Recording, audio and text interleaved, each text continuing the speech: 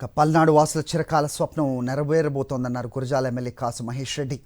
పిడుగురాళ్లలో ప్రభుత్వం ప్రతిష్టాత్మకంగా నిర్మిస్తున్న 600 పడకల ఆసుపత్రి మెడికల్ కాలేజ్ ఫస్ట్ ఫేజ్లో భాగంగా ఇవాళ 100 పడకల హాస్పిటల్ను ప్రారంభిస్తున్నామన్నారు. గురజాల నియోజకవర్గ అభివృద్ధిపై ఎప్పుడైనా ఎక్కడైనా ఎవరితో అయినా చర్చకు సిద్ధం ఉంటున్న ఎమ్మెల్యే కాసుతో మా ప్రతినిధి అశోక్ మాట్లాడారు. పల్నాడు ప్రజల కళ సాకారం కాబోతుంది. ముఖ్యమంత్రి వైఎస్ జగన్మోహన్ రెడ్డి పల్నాడులో అంటే పిడుగురాల్లో 600 పడకల హాస్పిటల్తో పాటు మెడికల్ కాలేజీ నిర్మిస్తూ ఉన్నారు. అయితే అందులో మొదటి విడతలో భాగంగా ఈరోజు 100 పడకల హాస్పిటల్ భవనాన్ని ప్రారంభించున్నారు. దీంతో పాటుగా పిడుగురాళ్ళలో అనేక అభివృద్ధి కార్యక్రమాలు కూడా ప్రారంభం చేయనున్నారు. దీనిపైన మాట్లాడడానికి మనతో ఎమ్మెల్యే కాసు మహేష్ రెడ్డి ఉన్నారు. సార్, ఈరోజు ప్రధానంగా ఏమేమి ఓపెనింగ్స్ ఉన్నాయి? ఈరోజు ప్రప్రదంగా 75 సంవత్సరాలు స్వతంత్రం వచ్చిన తర్వాత మొట్టమొదటిసారి నసరావుపేట పార్లమెంట్కి ఒక బీసీ అభ్యర్థి అనిల్ కుమార్ యాదవ్ గారిని జగన్మోహన్ రెడ్డి గారు నియమించడం జరిగింది. వైఎస్ఆర్సీపీ పార్టీ నుంచి మొట్టమొదటిసారి ఆయన గురజాల నియోజకవర్గంలో అడుగు పెడుతున్నారు కనుక కార్యకర్తలు, నాయకులు, ప్రజలు ఉత్సాహంగా ఉన్నారు ఘన స్వాగతం పలకడానికి. అన్నిటికన్నా మిన్నింది ఏంటంటే మెడికల్ కాలేజ్ హాస్పిటల్.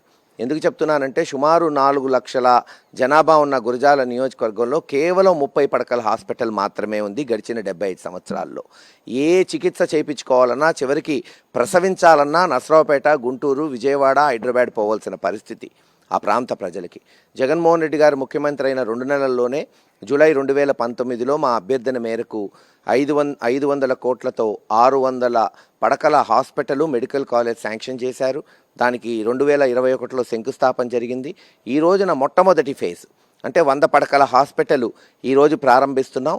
2 నెలల్లో దానికి కావాల్సిన పరికరాలు కానీ, స్టాఫ్ కానీ తీసుకొచ్చి హాస్పిటల్ని ప్రజలకు అందుబాటులో తీసుకొస్తాం జూన్ మాసం కల్లా. తద్వారా సెప్టెంబర్ కల్లా బ్యాలెన్స్ 500 పడకలు, అలాగే 2025 మార్చి కల్లా ఎంబీబీఎస్ మెడికల్ కాలేజ్ ప్రారంభమవుతాయి.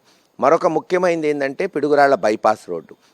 రాజశేఖర రెడ్డి గారు ఉన్నప్పుడు మా ప్రాంత ప్రజల బాగు కొరకు ఆ రోజు కాసు కృష్ణారెడ్డి గారి అభ్యర్థన మేరకు నార్కెట్పల్లి, అద్దంకి హైవేని ఇచ్చారు. కానీ పిడుగురాళ్ల బైపాస్ రోడ్డు మరి తెలుగుదేశం నాయకులు 2014 నుంచి 19 వరకు పూర్తి అశ్రద్ధ వహించడం, 10% పనులు కూడా పూర్తి కాలేదు.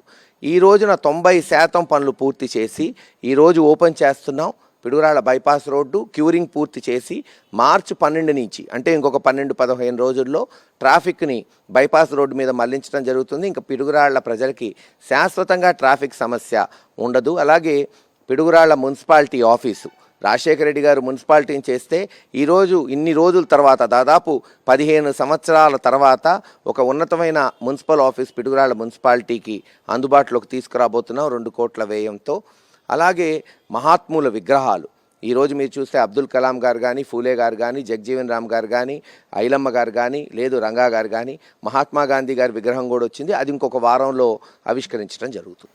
ఖచ్చితంగా కాసు మహేష్ రెడ్డి అయితే చెప్తున్నారు, స్వతంత్రం వచ్చిన దగ్గర నుంచి గురజాల నియోజకవర్గం ఈ 5 ఏళ్లలో అభివృద్ధి చేసినంతగా ఎవరూ చేయలేదు. ఖచ్చితంగా గతంలో చెప్పాము, ఇప్పటికీ సవాల్ చేస్తున్నాను.